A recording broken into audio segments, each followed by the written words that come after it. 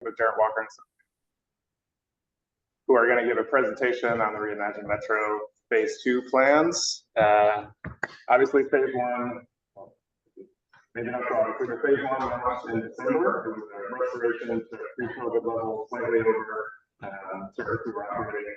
Phase 2 is up to a 50% increase in service. So a really transformational, monumental increase in service. So, Jamie was going to walk through what our draft plan looks like, and we're happy to the power just quick to get feedback on it. Adjust, make changes, and move forward. Daniel, please start. Okay. Well, thanks, John, and thanks everyone for coming to this meeting and giving us some of your time this evening. As John was mentioning, we're here to talk about the next phase in Reimagine Metro. We have tonight some staff from Metro, including John and I believe Vicky Sanchez. We have as well myself presenting for Jarrett Walker and Associates, and Alvaro Caviedes presenting on the Spanish language meeting. With us here is also Selena Barlow and Heather Menninger from AMA Transit Planning. Selena will be the moderator, so she'll be the one taking questions for anyone online. In terms of how we're going to do this, we'll begin with a presentation. So I will be as brief as I can, but also as comprehensive as I can for about 15 to 20 minutes. And then we'll follow that with basically questions, comments after the presentation. If you come up with a question or a comment during the presentation, if you're online, please go ahead and write that comment or question to Selena Barlow in the chat. If you're there in person, feel free to flag down someone from Metro and write the question down so that they have it for during the Q&A period. And if you end up coming up with a question or comment after the presentation's over, you can, of course, raise your hand at that point, either raising your hand within the reactions menu on Zoom or physically in the room. And as people get called upon, we'll unmute you if you're online, or if you're in person, we'll ask you to come closer and ask your question or tell us what you came here to say. So thanks very much. So back to the theme of this presentation. So this is about Reimagine Metro, which is kind of a series of efforts that Metro has been undertaking for the last year, 15 months or so, re-envisioning where buses should run and how often they run. And this is partly a question of moving around the resources that Metro has had, but it's also a question of increasing the service that Metro provides overall, making transit more reliable, making transit more relevant to the community's needs in the post-pandemic world, and ultimately creating a network that's going to be useful and attractive and a real option for many more people's trips than it has been in the last few years. So since late 2022, the project team has done kind of a mix of technical and outreach work. We started analyzing the network in detail, using all of the data available to us from Metro, from the census, from other sources. At the same time, we conducted a couple different rounds of outreach to identify priorities from the general public, from stakeholder organizations, from the riding public specifically. And we took all that feedback and all that we learned about the network in our analysis to develop a Phase 1 proposal. And that Phase 1 proposal became the network that was implemented in its first wave back in December 2023. In this next coming service change in late March, Metro is going to complete implementation of Phase 1. And so that's going to include essentially what's on the road now, but with a little bit more. Then what we're really here to talk about tonight is the next phase after that, Phase 2. This is what's anticipated to happen between March and September, and that includes a really significant increase in service. Overall, about a 50% increase in service from March to September. To figure out where to put that service, we've come up with a draft plan. So this is the proposal that we'll be showing you tonight, and for which we hope to gather your input and the input of anyone else you think really should be letting Metro know what Metro should do, or what Metro's priorities should be. In terms of what makes this increase possible, there's really kind of three things at play. One is Santa Cruz Metro got an infusion in COVID recovery funds from the state of California. That's a really significant infusion that's going to enable a lot more service over the next 2-3 years. And to take advantage of this infusion, Metro is at this point in the middle of very aggressive operator recruitment efforts so that it can get its full-time staff from about 150 to about 230 drivers. At the same time, there are ongoing and active discussions with UCSC administration to figure out how best to serve campus and how best to make use of TAP's resources. So it's both a question of money and a question of physical logistics and where buses are actually going to be able to run and stop and turn around. So all these things are happening at the same time. At this moment, we have a proposal that works to the best of our knowledge with all the information at hand.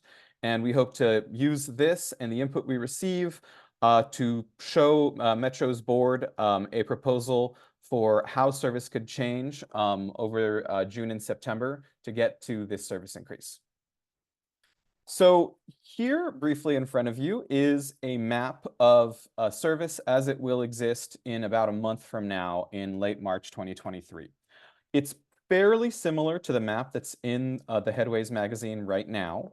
And this is a map that shows you where bus routes run. So that's the lines on the map, and you can see the numbers telling you which route runs where. And the colors of these routes tell you how often the bus runs. So red routes are frequent routes. That means that they run every 15 minutes or better during the daytime on weekdays. Dark blue routes run about every 30 minutes. Light blue routes run about every 60 minutes. And if you see routes that are in a kind of orangey gold, kind of thinner line, those are routes with more limited service. Either it's maybe there's a little bit longer than an hour between buses, or it may be routes that only operate at certain specific hours, like morning and afternoon peak, for example. So the differences between this and what's on the road right now are limited but significant. First of all, there will be more evening service coming in March. There'll be service until about midnight on Route 2, which goes from Santa Cruz to Watsonville through Capitola Mall and Cabrillo College. Also on Route 3B, which is one of the two routes serving the southern part of Live Oak, the branch that goes on 17th and Bromer, as well as an additional evening trip on Route 73, which serves parts of Watsonville and rural Freedom Boulevard into Aptos to Cabrillo College. There will also be, coming this March, more trips on Route 90X. Route 90X is the express service between Watsonville Transit Center, Watsonville Main Street, and Soquel Avenue, Water Street, downtown Santa Cruz. So right now that is running 3 trips in the morning, 3 in the afternoon in each direction. This will go up to 6 in the morning and 6 in the afternoon in both directions in March. There will also be in March the launch of a new route in Watsonville, that is Route 78. That route will both bring service to some areas that haven't had transit service before, like along West Beach and Ohlone Parkway over here. It's also specifically coming out to serve the new social services office on West Ridge over here, and to provide one more link into Watsonville Community Hospital and the Freedom Center. Other changes are also happening. Route 3A, as originally envisioned, Route 3A would have been going up 7th Avenue in Live Oak. However, this was designed because at the time, Metro believed that the Murray Bridge was going to be closed for repairs. That has been delayed. So Route 3A is coming back to the Murray Bridge and Seabright Avenue. And also Route 72, in response to this addition of Route 78, Route 72 will no longer be going to Watsonville Community Hospital in one direction. Instead, it'll serve Green Valley Road in both directions, so you'll have service about every 30 minutes in both directions on Green Valley Road in Watsonville. So that's March, and I just wanted to take you through quickly what's going to happen then. But as you can see, it is largely what's on the road right now with these few additions. Now I'm going to show you a map using the same scheme where the route color indicates frequency as is being proposed for September. So remember, red means frequent, every 15 minutes or better. So here's March, and then And here's September.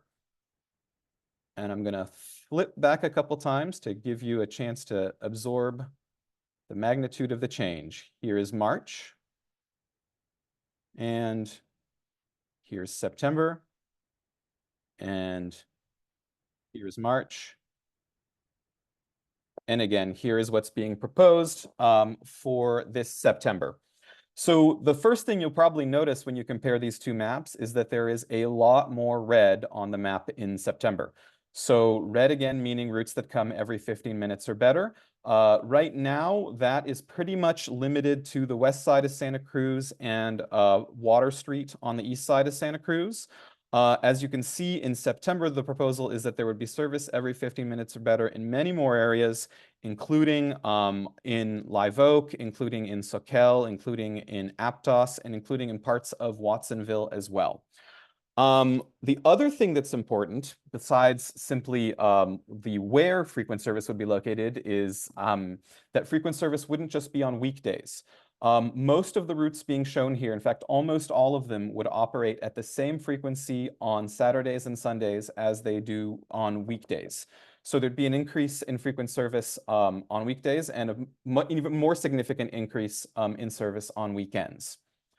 Another really big change that's being envisioned for September is Route 90X. Again, that's the express service between Watsonville and Santa Cruz, serving Watsonville Transit Center, Watsonville Main Street, Soquel Avenue, Water Street, downtown Santa Cruz.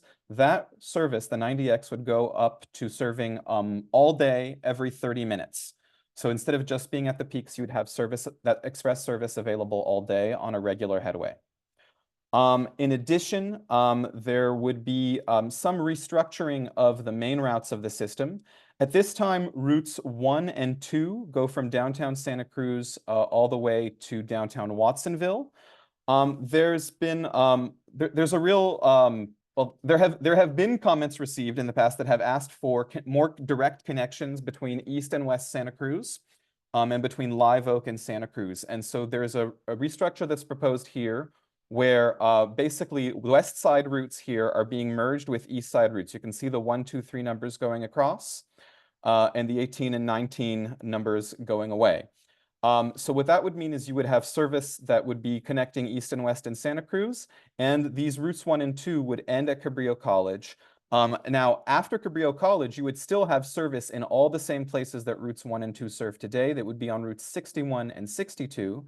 And you can see route 61 would be upgraded to every 15 minutes, serving all the same areas as route 1 does now. So that's generally what's going on. You may wonder why such changes are being proposed. So we're really trying to respond as best we can to the increase in resources and what we've heard from the public. And we have heard consistently over several rounds of outreach, both before and during this project, that people want higher frequency service wherever possible, and people really want to expand the number of areas covered by service coming every 15 minutes or better. We've also heard strong calls for better weekend service and to some extent better evening service as well as bringing back more express service on Highway 1 in particular, but also on Highway 17 and better east-west connections in Santa Cruz. So to give you an example of kind of how important the frequency issue is, this is one of the outputs from the survey that we did last summer, where we asked people about the different kinds of improvements that could be made in this phase. And what we heard is that far and away, people are most interested in increasing frequency. So we've tried to include improvements that go along all these directions, but we've placed kind of priority number 1 on frequency and what makes that possible. So as a result of this, and as a result of there being then far more of these red lines on the map, we've created a situation in this proposal where about 100,000 residents and 40,000 jobs in Santa Cruz County would be near service that would run every 15 minutes in the daytime and still every 30 minutes after 9 p.m., 7 days per week. So to show you briefly what this looks like visually, here's these charts. You can see they show you the percentage of residents, that's that top bar, that are within a half-mile walk of service. And the frequency of that service is shown in the same colors as on the maps. So you can see right now that about 70% of residents are near service, but only about less than 20% of residents are near frequent service. And so what this plan would change is that it wouldn't increase the total number of people near any service very much, but it would make a huge difference in the number of people near frequent service.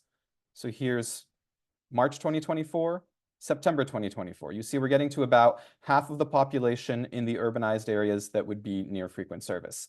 And that would have a big impact on weekdays, also on weekends. This would be true on weekends as well. And just to give you an idea, here's how service would improve at kind of when there is the least service on the road. So here's what's available on Sunday evening. What will be available as of March 2024. You can see that just over half of people will be near service in March 2024 on Sunday evenings at 9 p.m. And almost all of those people will be near service that only comes once an hour. Most of those people will be near service every 30 minutes or better, even on Sunday evenings in September, if this is implemented as currently proposed. So what's the point of all of this? I mean, it's great to say that the bus is going to be more frequent, but why are we making the bus more frequent? Well, the biggest reason is that frequency is what controls weighting, and weighting is really what makes transit different from almost every other form of transportation. While you're waiting, you're not getting anywhere, and so the less you have to wait, the farther transit can get you in less time.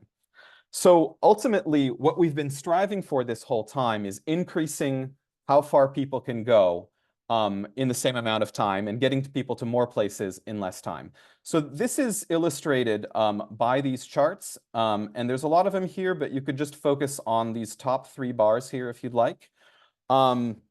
Specifically, if you look at what's in red here, we're showing you how many jobs people could reach within 45 minutes on average in Santa Cruz County. And this first bar is showing you what was true about a year ago, back in April 2023. The second bar is showing you what will be true as of March and we're most of the way there right now. And the third bar is showing you how that would improve again in September 2024. And so you see that we are constantly trying to increase the number of places that people can get to within a reasonable amount of time. On this chart, we're showing it within 45 minutes in red and within 60 minutes in blue. But we're really trying to get improvements in kind of any travel time. So you may look at all these charts and numbers and think, well, that's great, but how do you measure this? How do I know this is real? So let me just take you briefly through how we measure this. So we think about access to destinations, and how we think about it is, well, imagine a person. So here's a person right in front of you on this slide. This person doesn't live in an empty void. They live in a place where there are many destinations that they might be able to reach for any number of reasons, maybe for work, maybe for medical care, maybe for shopping, maybe for recreation, maybe for worship. It doesn't matter. There are all these places that you might be able to go. And that's great, but most people in their real days and in real time don't have the ability to travel for an infinite amount of time. You only have so much time to get from where you are now to the next place you might go. And so you can imagine what that time might be. For convenience, we might say maybe that's 45 minutes. So within 45 minutes, you can only reach a certain area, which I'm representing here as this gray shape. So you can only reach that area within 45 minutes, which means that the only destinations that actually matter to you and your ability to do things and your ability to access opportunities are the ones that are within this shape that shows where you can go within 45 minutes. And so we're able to use census data and use jobs data to calculate how many people and how many jobs are within that shape. And so we're always trying to both increase how big that shape is and particularly increase it in the directions where the most destinations are located. And also, while we are doing this, we're doing this by basically calculating how transit today would differ from the service in future in terms of your ability to get to those places. And we calculate that for the entire trip. So when we say within 45 minutes, what we're saying is that that's including the entire door-to-door travel time, walking to and from bus stops, waiting for the bus on average for about half of the frequency, the amount of time that you would ride on the bus, and the amount of time that might be necessary for any transfers, including a second wait, possibly a short walk, etc. So we want to make sure that we're doing honest comparisons. And so when we say within 45 minutes, we mean from the moment you leave your door to the moment you get to the place you're going. So how would access improve? I'm going to show you a few examples of what these shapes of where you can get to in 45 and 60 minutes change between March and September of 2024. This first example, you see maps that show how far you could get to from downtown Watsonville. So the top map shows you how far you can get to within 45 minutes. The bottom map shows you how far you could get to within 60 minutes. The areas that are in this pinkish grayish color over here are areas that are reachable today in that amount of time and will remain reachable within that amount of time in future. The areas that are in blue, and in this case you can see more of those blue areas here in the 60-minute map, are areas that you can't get to in that amount of time today, but you will be able to if the service that's proposed in this draft network gets implemented. So what you can see from this map is that from downtown Watsonville specifically, there's a relatively small improvement in where you'd be able to get to within 45 minutes, but a very significant improvement in this proposal and how far people would be able to get to within 60 minutes. And a lot of that basically comes down to that all-day 90X Express. As a result of that, even though on average you'd have to wait 15 minutes for it, you could get to within 60 minutes from downtown Watsonville to large parts of East Santa Cruz, most of downtown Santa Cruz as well. So that would make you possible to reach many, many more jobs and other destinations. So that's downtown Watsonville. I'm going to cycle you through a few other key areas to give you a picture. This is how things would change from Cabrillo College. From Cabrillo College, you can see that there are big expansions of the blue area, i.e. places that you will be able to reach in 45 or 60 minutes in future that right now are not reachable in that amount of time. And that is because basically Cabrillo College is served about every 30 minutes on most of the routes that approach it today. But in September, we're proposing that all of the major routes that would reach it would run every 15 minutes. And so as a result, within 45 minutes, you could get to significantly more of Live Oak and East Santa Cruz and Watsonville from Cabrillo College than you can today. And within 60 minutes, you could basically get to almost all of West Santa Cruz even, and almost all of Watsonville as well. Here is this same map, but taking as a starting point Capitola Mall. So from Capitola Mall, as it is today, you see this, again, this pink gray shape over here. And then this blue shape that shows you how much farther you'd be able to reach. So within 45 minutes, you would, thanks to the increased frequency, you would be able to reach all of downtown Santa Cruz, parts of West Santa Cruz. And then within 60 minutes, you could reach all of West Santa Cruz and even a small part of Watsonville from Capitola Mall. Here is the same thing for downtown Santa Cruz. You could see that access from downtown Santa Cruz would expand heading east, and that's down to higher frequencies where basically routes 1 and 2 now run every 30 minutes. They would run every 15 minutes, and as a result, you could get farther into Soquel and Capitola. And here's an example from West Santa Cruz. And what you can see here is a rather significant expansion in both 45 and 60 minutes. And that is actually not so much the result of frequency, because right now in West Santa Cruz, there is service every 15 minutes on routes 18 and 19. But this is a result of tying those east and west side routes together. So as Route 18 becomes merged with Route 1, people in West Santa Cruz would be able to reach large parts of Live Oak and more of East Santa Cruz within 45 minutes. And basically all of Live Oak, most of Capitola, Soquel, even a little bit of Aptos within 60 minutes. So that's how these play out from these specific locations. Here, zooming out, is what the impact would look like throughout the urbanized areas of Santa Cruz County. So on this map, what we're doing is basically showing you what the impact is in every area. The dots on this map represent people, and those people are located based on census data. So it's where the census thinks people live approximately. So where you see a lot of dots, it means there are a lot of people living in that area. And where you see fewer, it means that that's a less dense, less populated area. The color of those dots represents whether the people in those areas would be able to reach more places in 45 minutes in future than they would be able to now. And so if they are green, that means they can reach more places. If they're kind of gray or white, it means that you could reach about the same number of places. And if they're brown, it means you could reach slightly fewer places. And you can see here that the vast majority of these dots in the urbanized area are showing as green.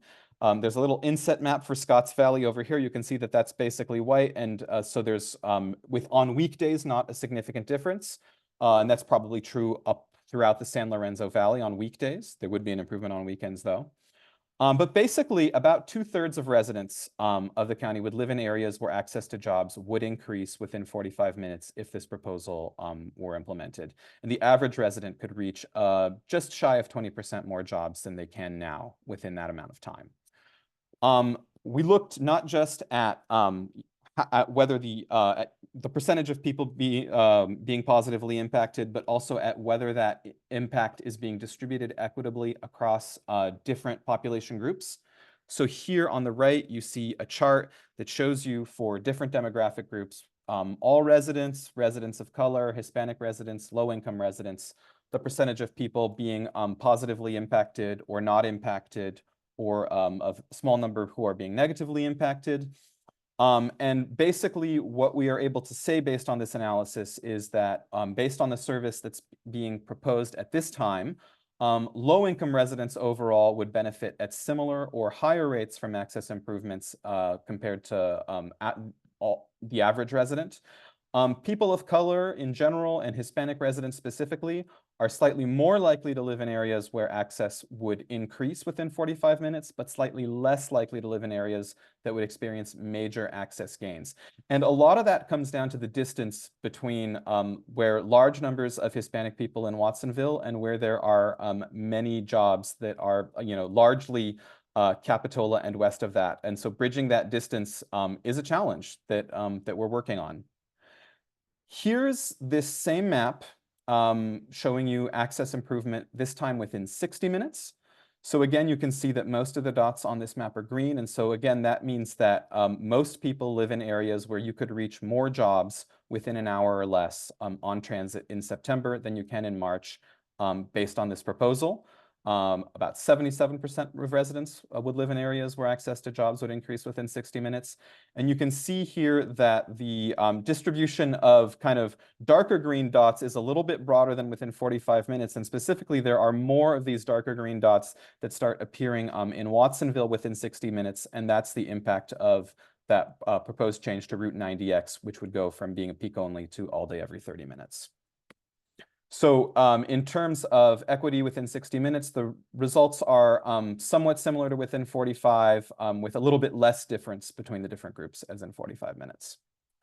I don't want to spend too much time on detail while I'm presenting to everyone. I would like to get us to questions and comments, but just briefly so that you know that this is available when we get to the discussion. Here is a little detail of what's happening basically west of Cabrillo College now versus September now, and what's being proposed for September. There'll be opportunity to go back and look at this in more detail during the Q&A. Here is east of Cabrillo College, as is what will be available in March, so basically now, and what's being proposed for September. Again, now and September. And there's a little detail of Watsonville that's available if anyone would like to be able to see that in a little bit more detail. North and west of Santa Cruz, I will spend a minute talking about that now because I think I have emphasized that less so far, and I want to make sure that you know that we have been looking at this as well. The changes being proposed on north and west of Santa Cruz are the following. Route 35, so you may recall that Route 35 was recently changed so that now all trips coming into Santa Cruz take the most direct path downtown. None of them deviate via Emmeline. So that will continue to be true. And in addition, Route 35 weekend service levels will be increased so that weekend service levels will be equal to weekday service levels. In Bonnie Doon and Davenport, you may notice that Route 42 is not on this map for September. And what that means is that routes 40 and 41 would continue to operate in the morning, and Route 42 afternoon and evening service would be replaced with afternoon and evening service on routes 40 and 41, so that you'd have more direct service in the afternoon rather than the very long one-way loop that is Route 42 right now, particularly when returning towards Bonnie Doon and Empire Grade. Also, Route 17, I actually haven't discussed this much, but this is important. The big change that's being proposed for Route 17 in this plan is that it would, right now, Route 17 kind of operates at variable intervals throughout the day, and some of the trips stop in Scotts Valley, others don't.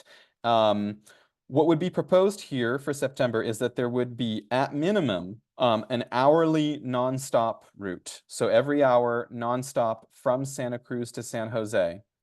And in addition to that, there would continue to be trips that serve through Scotts Valley at the times at which there is highest demand.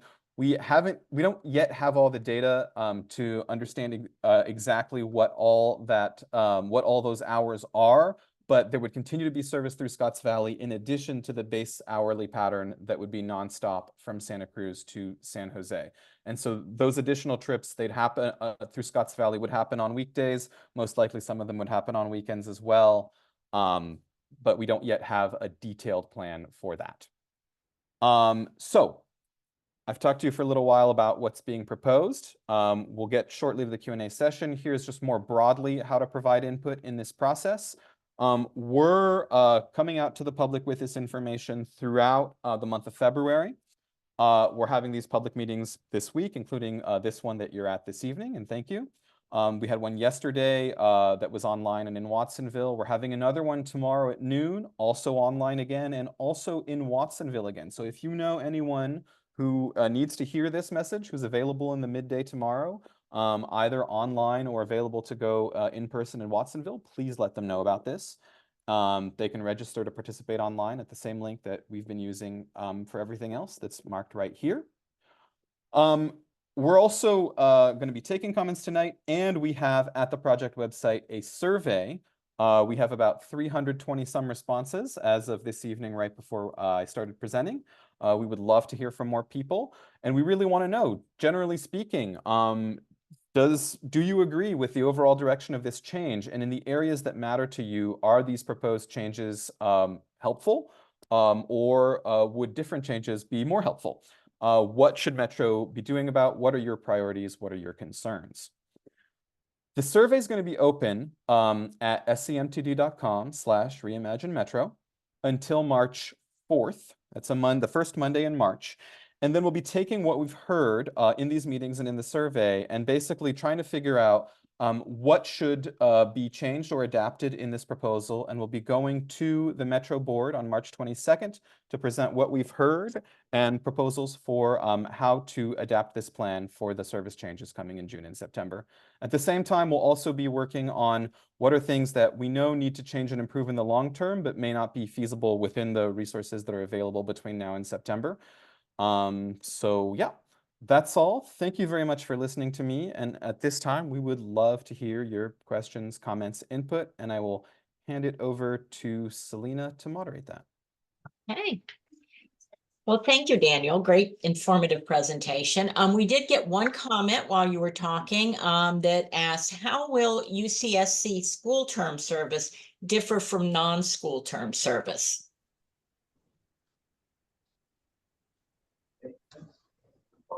I think the baseline intention, what we're showing here is service that would exist year-round.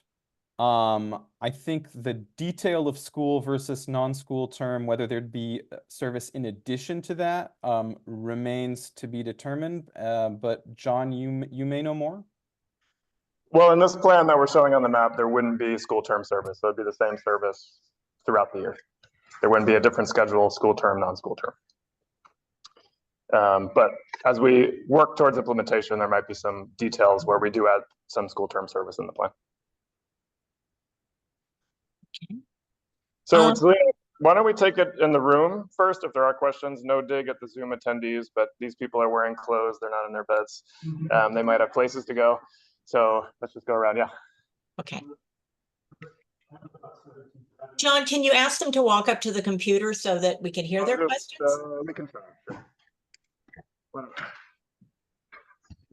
I'm glad to see, it looks like you're going to, I live off 17th Avenue and we go between 17th and downtown quite a bit. And the one problem we had when you adjusted this last month or two is because the 3B goes up through Santa Cruz, the timing gets thrown way out of whack quite often in the afternoon or during the day, and trying to plan when to go to the bus is crazy. And she often has to take the 2 instead, and then we go up and get her off Capitol Ave, because the 3 is so late. Yeah. So trying to get the timing so that it's at least fairly close would be good. But I see you're going to have half-hour service coming up too.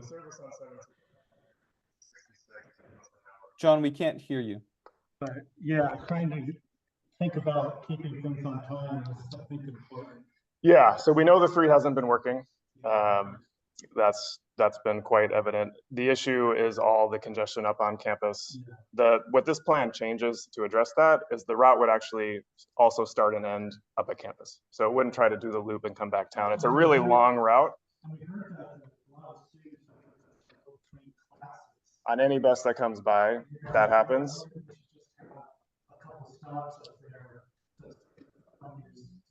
Yep, we're looking at that. We're looking at limiting the stops for routes that go off campus. But the major thing that'll help the reliability is, it's called a layover, but the bus stops, the driver gets out, it gets back on schedule, and it comes back around. So that's going to be addressed in this phase. And we recognize it's a huge issue right now in the 3. The app you have for seeing where the buses are, but the buses sometimes show up, sometimes don't. They disappear, they come on. So it's a great idea, but because it's kind of intermittent, it's kind of not as useful. So just a comment there too. Yeah, the real-time app, we're working through the kinks. You can also, besides the app on Google Maps or Transit app, also get real-time information. So yeah, in the back. I'll just repeat your question. You don't have to come up here. You want to come up here then? No, please. I live in San Lorenzo Valley, and I feel kind of left out in this plan. We have one road that joins our 3 communities, which is Highway 9, and Highway 9 does not have a bike lane. Highway 9 does not have any sidewalks. For kids that live in the valley, it is incredibly dangerous to go anywhere. They have to go in their parents' cars mostly, or they have to catch the bus. And the bus is a very long wait. And you talked earlier about how long you have to wait. That might make it something that you give up eventually. You're not going to wait for that bus. And then the bus takes this long, long way all the way downtown. And it takes, on a good day, it takes 45 minutes to get to Santa Cruz. On a bad day, it can take a lot longer. If you are a student or a young person who would like to go to Cabrillo, you're sometimes looking at, and I'm not kidding, on a really bad day with bad traffic and things, it can take almost over 2 hours for sure. And it is really frustrating. And I think a lot of people have given up taking the bus in the valley, which is perhaps why maybe you didn't get a lot of people. I don't know how many people have come to do this. The other thing is, we're a community that we do not have a city council because we're an unincorporated area. And so we don't have people looking out for us at some of these meetings. And so sometimes you don't hear from us, but it's not, but we are part of the county. I know this is a long comment, but I just feel when we look at this plan, it's great. And I applaud you for trying to improve the buses. It's such a great thing. We have more weekend service in the valley, which is fantastic. It's very troubling that you're going to have possibly less buses coming into Scotts Valley, and I don't know, I have some ideas about that. But the one thing I think that could really, really help us, and especially the young people in the valley, is to try and bring an express bus for students that might want to go to Cabrillo. I feel like right now you don't get many people riding the bus because it's so bad. But if it was better, if there were more buses, and if you could take an express bus to Cabrillo, I think that would be a real benefit for people that live in the San Lorenzo Valley. And I have other ideas too, but it's not the time. Thank you. I'm just making a comment for coming here. We didn't leave off the valley, obviously, as you mentioned, the 30-minute weekend service, 7 days a week. But we'll take your comments into consideration as we work on the plan. Yeah. To her comment, and the Graham Health 30 was cut in like 2016 or something. And that area with all those communities and the elementary school were completely cut off. And the only route is El Rancho, which isn't a very safe place to bike. So it would be great to have something eventually put back into the plan. We're just very isolated there. It's a challenging area to serve. It's mountainous. There's one road in and out. John, which area are we talking about? San Lorenzo Valley. This last comment was about Graham Hill Okay, Road. Graham Hill. Okay. Yeah, I mean, on that comment in particular, I do think there's potential to run the 35 this way instead of this way, or a variant that way. I forgot what this road is called that connects it. Yeah, because this is where there's more residential density. Lockwood Lane, exactly. From there, we still have quite a few communities. Yeah. People and kids, and we're all kind of. Yeah. That's a speed thing too. I mean, even with this increase, there's limited resources, right, to spread across the district.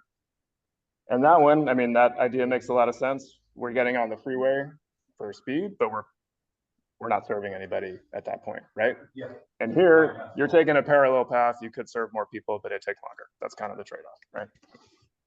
Yeah. So I just want to make a general statement before I ask my questions. I am a longtime daily bus rider. For 5 years, I ride from sunrise to very late at night. I do everything: work, errands, athletics, recreation, picking up kids. And so I wanted to have the context of my feedback based on that. First, I do want to say, building on what they're two saying, is exactly, she's right, that if you don't go and have the meeting in the community, didn't show up or didn't survey because the bus service is so bad, you'll never get that absolute correct feedback to make a plan. So I highly recommend you go into San Lorenzo Valley. I actually go to Scotts Valley and up that way sometimes, and it's horrible. I love that you're putting time and attention on this. A few things that I think are not represented on the survey and why I'm here is safety. So just getting here, the one didn't show. I live within 5 blocks of a bus stop over by Willowbrook and Merrill. And in the last daily, I've had 6 different mental health issues on the bus. The bus drivers were not trained on how to handle that. One woman had Tourette's, and a simple training for bus drivers to help even know what to do with how that's affecting the riders would have been helpful. That poor woman left in tears and very bullied, but you know, she had medical condition. There was a schizophrenic on my bus here who was, you know, that bus driver handled it very well, but other people were uncomfortable. So I'm wondering, what's the safety plan? That could be collateral information to riders on how to handle that, but something to address it. Second safety plan I want to know, as a woman, I will tell you, where are the lights? So I'm wondering who is female on the team who's riding the bus that can interface with the city to put up solar lights at the bus stops at night. It's scary. At 11 o'clock at night, there are hot spots with homelessness and drug use that could be eradicated with simple lights. I also live Merrill and SoCal. And there is a school there of children that use the bus and Cabrillo Athletics, okay, on that intersection. We don't have a crosswalk. I have elderly neighbors. I literally had to call every single day the city for 3 years just to get a street sign that said that there's children, but there's no crosswalk and no light there. Now think about it. Whose responsibility is that when the bus is coming up a blind hill? You know that, right? That blind hill. And then Park Avenue SoCal section there is a second freeway. Students are late for their exams. And also you've got the Montessori school, so people are backing up at road ragers because they don't know that's a school, drop off, pickup. And it's a matter of time. Actually, I've looked it up. The federal code is there needs to be a crosswalk there. School, gym, and it's more than 1,000 feet from AJ's. So I risk my life every night that I cross that street because there's also no good lights right there. So my question is, what are you doing to interface your monies together with the city safety plan and their monies to actually, because it's hilarious. They're doing handicap corners right now, but they don't have to be a crosswalk. So how the handicapped person in a wheelchair is supposed to get across to the bus stop, which is on both sides there. Yeah. So that's not the only intersection. So I just generally ask you, I don't know how many phases you have, but if you can integrate a safety plan and lighting and weather, shelter, if it's raining. I get that you don't want homeless like encampments and you prevent kids to dissuade that, but where's our shelter for rain if you want to use bus? And then finally, holiday service. What is in the plan in terms of when it's Thanksgiving, when it's Christmas or whatever, where we can still enjoy family, friends, and activities on the bus? Yeah. All great comments. I'll take the last one briefly first. So the holiday service, we hadn't thought about it, honestly, except for the 17. We got the comment last night. It's definitely something that we'll consider in the plan now.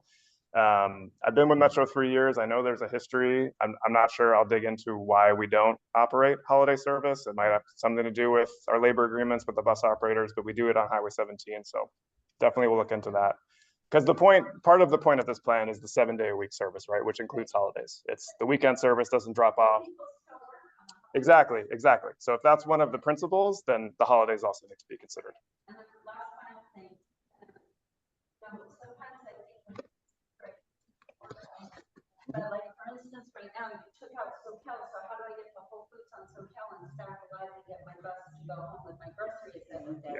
Also, Brown Rock Shopping Center, you have the mall buses and they go out, and I think why not at least once an hour go around that back and pick up the Trader Joe's shopper, Trader Joe's, Claire's, literally could turn left on Claire's and do one circle around the block and then they'll go down into Capitola. Yeah.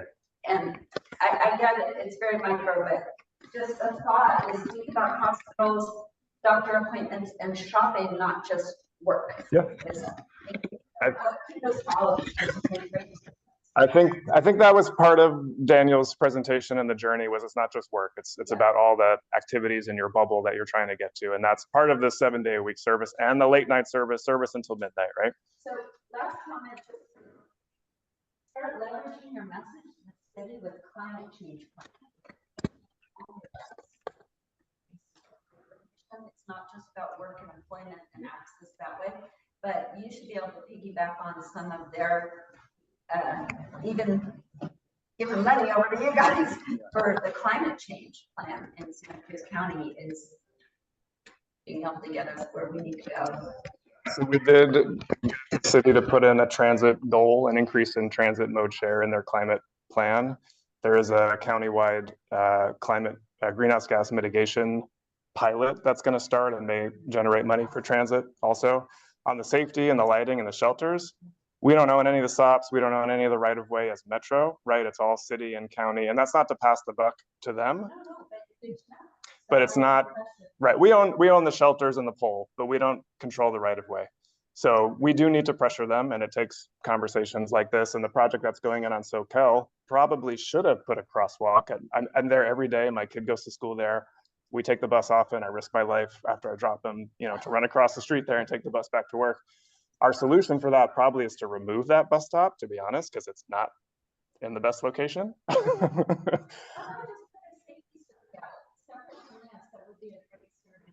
Yeah.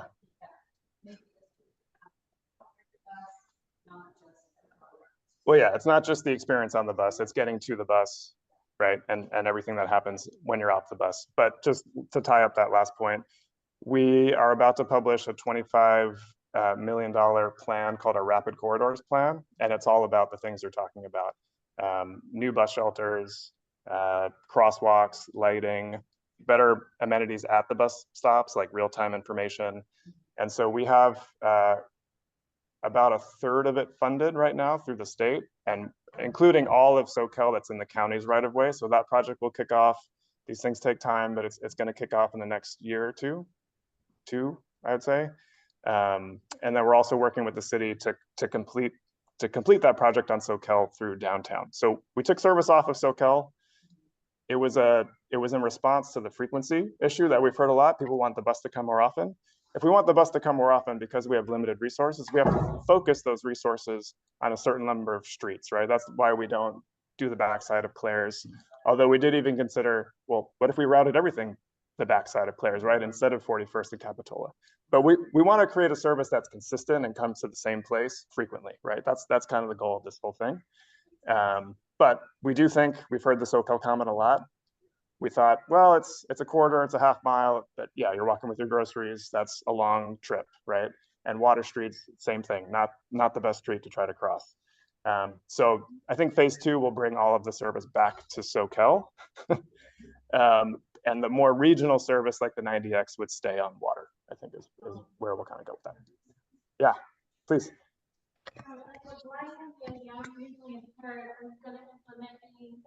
Like they're showing this map and there's nothing there for the disabled or even the elderly based on like low income and where people live. So is there gonna be any changes? Are you gonna let us know like in a timely manner? Because March is gonna be here pretty soon. So how are we gonna know about these changes? Great comment, and definitely pertinent to the way that phase 1 was rolled out, not probably in the best terms of communication. So we work, I don't know if you've ever attended the Metro Advisory Committee meetings. There's actually one tonight, we're at the same time, but that's where one venue where we work to distribute information to the blind community. Veronica Elsie is the chair of the committee right now. All of the bus stop improvements that I included, that I just talked about in the Rapid Corridors project, will include enhanced elements for people of all abilities. So some of the improvements will be boarding islands, transit islands, and with tactile domes so that people can find their way to the bus stop more easily.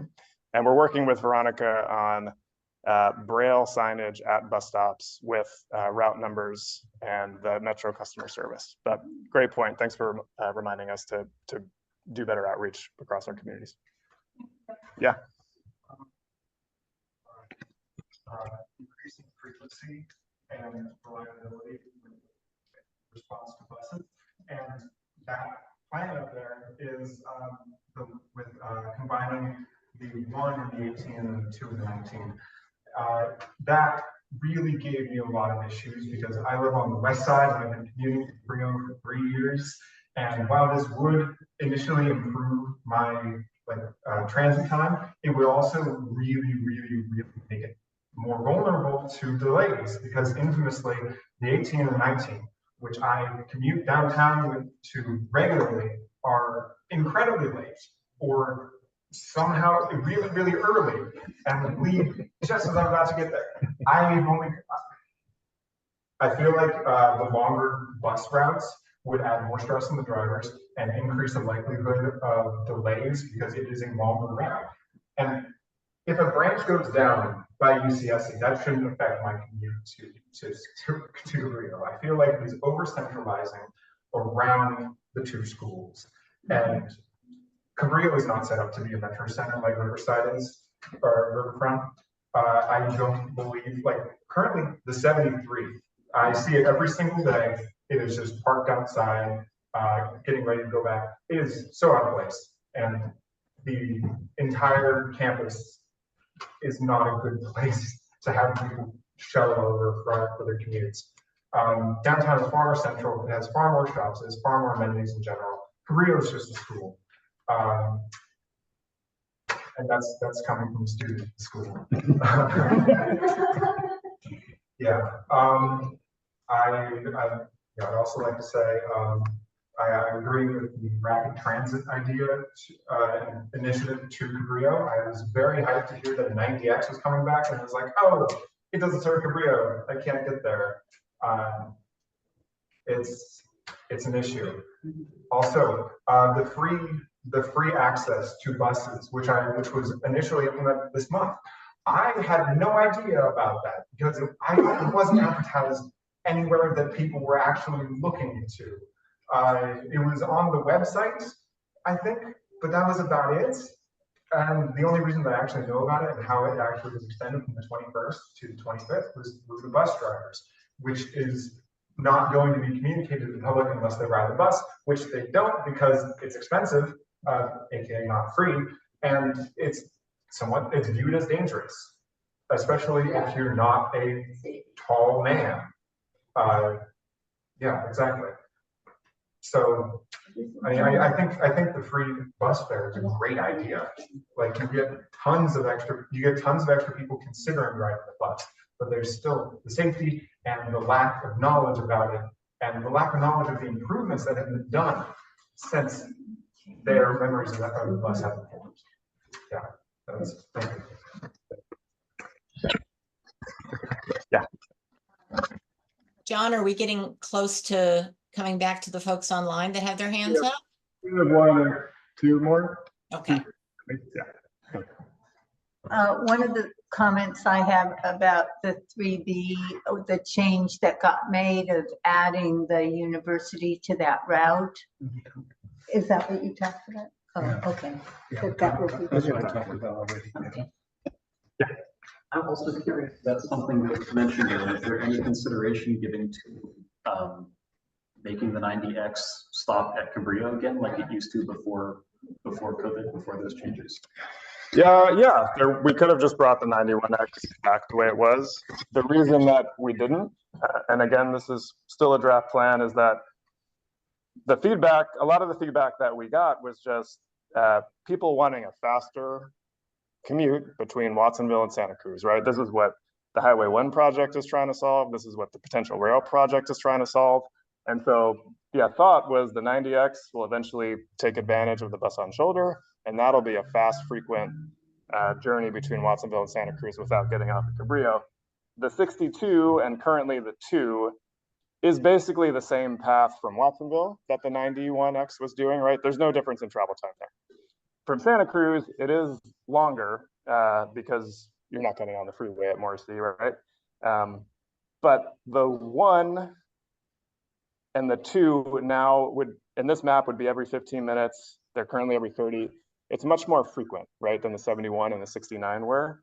The other thing that's going to happen on the 1, and again, it's going to take time, is this rapid corridors project, which is going to save really a lot of time. Currently, we did this study with the 71. Now the 1 basically, and half the time the 71 is on the road, the wheels on the bus are stopped, right? At bus stops and congestion and whatever. And so the plan is to reduce some of the bus stops, but keep a spacing that people don't have to walk far, about 1/3 of a mile. Put in transit signal priority, bus priority lanes. That stuff's going to happen actually pretty soon, and that's going to speed up the time between. So that was the rationale for not bringing the 91X exactly what it is, but totally valid comment. You're not the only one. All right, let's turn it online, Selena. Okay, Ryan has had his hand up for a while. So Ryan, I'm going to ask you to unmute and share your question. Yeah, thank you. So I just want to say first that I really like the improvements to service within the city of Santa Cruz and between Cabrillo and UCSC. Personally, I commute from the city of Santa Cruz up to campus for work, and the improvement to the 3 especially is going to be huge for me. My comment though and question is about the 17. And I also would like to say I like that it's a more direct route from Santa Cruz to San Jose. When I'm riding it, rarely see anybody get on and off at Scotts Valley. So I think that'll be good for most of the people riding that bus. Have you given any consideration to aligning the 17's departure and arrival times to Caltrain's I and a lot of other folks use it as a connection up to, the rest of the Bay Area. I know it's built as a connection to Amtrak to kind of the east side up to Sacramento, but also that's a really important connection. And it's oftentimes the case that the 17 is scheduled to arrive literally like the same minute or within 5 minutes of the Caltrain departing, which is really frustrating because then I have to wait another, 30 minutes or more, depending on the day of the week, to get a Caltrain up to San Francisco. So Ryan, that's exactly the rationale behind the hourly service, is to line it up with the hourly Caltrain service. So that was exactly the point in adjusting the schedule to that. Daniel, if you want to add. But no, I think that's right. And I think it was, in fact, a topic we thought a lot about, the sort of relative merit of the Amtrak versus Caltrain connection. And, there's always going to be a little bit of play in there because of traffic on Highway 17 and the reliability of that travel time on Highway 17. But the intention, yes, is that the schedule would line up to allow a time transfer with a little bit of margin to and from Caltrain. Okay, let's go to Brian next. Brian, if you will unmute. Okay, can you hear me? We can. Okay, great. Hi, I live over by Harbor High and off on Carl Avenue, kind of off of Soquel, and we've lived here for a while, and I'm a little bit concerned just from the perspective of like the homeowners along these routes where you want to increase the frequency related to just the noise of the buses and the intensity that the buses are going to bring to our neighborhoods, especially out there by Harbor High. You got buses because of the fact that there's like a dip. Whenever you have buses that are going up and down hills, they're air braking and they're doing all these other things. And I would rather, if you really were considering frequency intensity, to wait until you had electric buses where you took sound and the disturbance into account a little bit, because right now it's doable. But if you're saying 15 minutes a day from 6 a.m. to midnight, 7 days a week, to some folks, that's like, that doesn't bring joy to all, I wouldn't think, because the buses are substantial on the roads related to their noise, at least in those areas. They whistle, they air brake, they downshift, upshift. It's intense sometimes. So that's just wanted to ask if you are considering the folks along those routes and their quality of life related to these route intensifications. Thank you. Yeah, we are. Soquel, in Santa Cruz, there aren't many streets that cross the county. And Soquel happens to be one of the main drags. But I do get your point. Metro has on order 54 fuel cell electric buses. We're going to take delivery by the end of the year on the first ones. And so the days of the diesel hybrid and the CNG buses are numbered, I'll say. Tate, why don't you go ahead and unmute? Hi, I'm sorry to be on the meeting again. There's something I forgot to add last night. It's about Route 4. That's what I'm concerned about. What concerns me is that Route 4 provides passenger service at Costco in Santa Cruz. And the reason I'm concerned about it is because that bus route has been operating on weekdays only, and that is not fair, because it should operate 7 days a week like most other bus routes do, because if people are unable, not all people drive, and if they are unable to show up at Costco in Santa Cruz so they can work there on weekends, then they could lose their job. That is what I want to say. So that is it. Thank you. Thanks, Tate.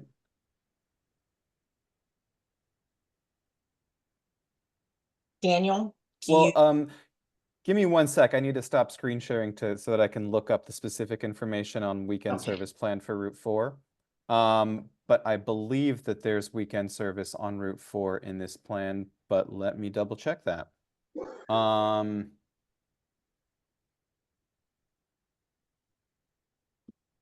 I don't think there is, Daniel, but it's a good comment. Yeah, no, it's a good comment. And certainly, yeah, no, there isn't. And I think that historically, the reason why that's true is because that route has been planned with regards to the demand around social services, or at least up to this point. I don't know if historically is the right way to say that. But yeah, I think that's a good point. I think it's certainly something that we can consider amending between now and when these kinds of changes might come online. Thank you. Anybody else online have a question? Okay, John, do you have anybody else in the room or? No, I think we should shut down the Zoom. Oh, yeah.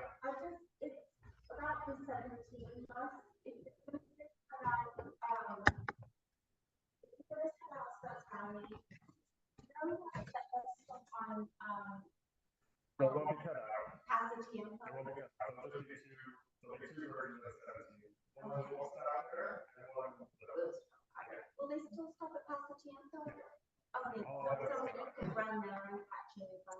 Yeah, no, there'll still be a bus from Santa Cruz. Okay. Well, we're working through the plan, it's how long does it have? So, hourly bus will be Santa Cruz, not Grand Valley. Here down. And it will still run through Pasatiempo. And still run. Commute times and maybe more hourly Santa Cruz, Scotts Valley. Yeah. Okay. I think we can wrap up the meeting. Daniel. All right. Well, thank you very much. Thanks everyone for coming tonight and letting us know your thoughts, comments, and questions. Please, between now and March 4th, let us know what you think by taking the survey online. It's at scmtd.com/Reimagine METRO. Let us know what you think. Tell everyone you know who would have an opinion on this, that this is available. We'd love to hear from as many people as possible. Again, we will be presenting to the board next month what we've heard from the public and what we think that might mean about how this plan could be amended and what that might mean for service changes in June and September. So thanks so much. Have a great evening and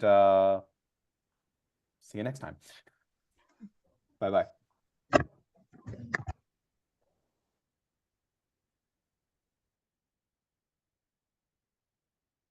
Turn off the recording. I did.